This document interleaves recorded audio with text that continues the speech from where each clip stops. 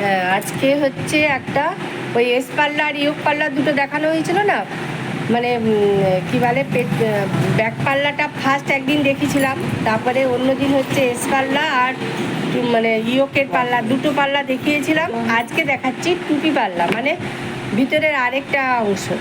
ওইটা কোথা থেকে মাস্টারমশাই ব্যাক পাল্লা থেকেই দেখছে না।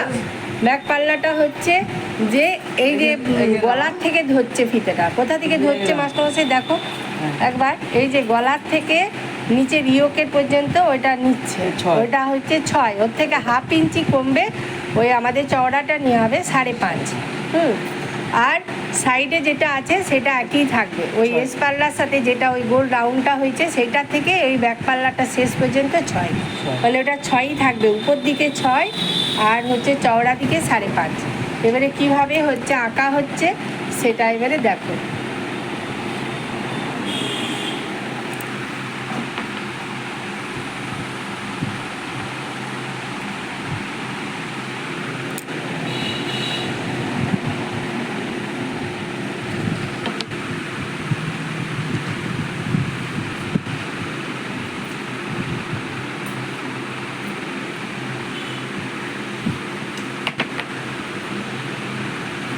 হ্যাঁ, ওইটা একবারে পুরো 4 কোণা করে ফেললো মাস্টারমশাই, একদিকে 5.5 আর একদিকে লম্বাটা হচ্ছে নিয়েছে 6 দিয়ে 4 কোণা করে নিচের দিকে 2.5 রেখে ওইটা ভাগ করে গলা তৈরি হলো। তারপরে গলার থেকে এবারে ওইটা শেপ দেওয়া হবে।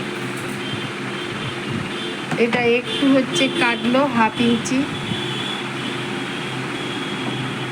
তারপরে মাস্টারমশাই এই যে শেপ দিচ্ছে, এইটা আমরা বলি টুপি পাল্লা।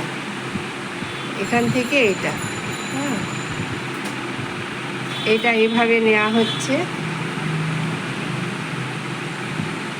এটা টুপি পাল্লা।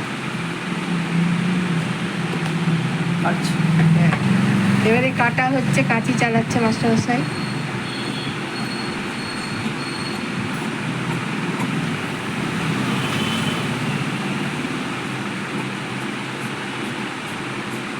এটা গলার শেপটা হলো, আর এটা এই টুপির শেপটা নিয়ে আসলো।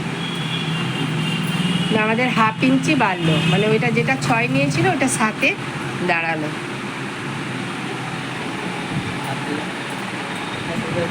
এই যে আমাদের সেকেন্ড হাফ, থার্ড হাফের মেয়েরা। ঠিক আছে, আজকে এই পর্যন্তই থাক।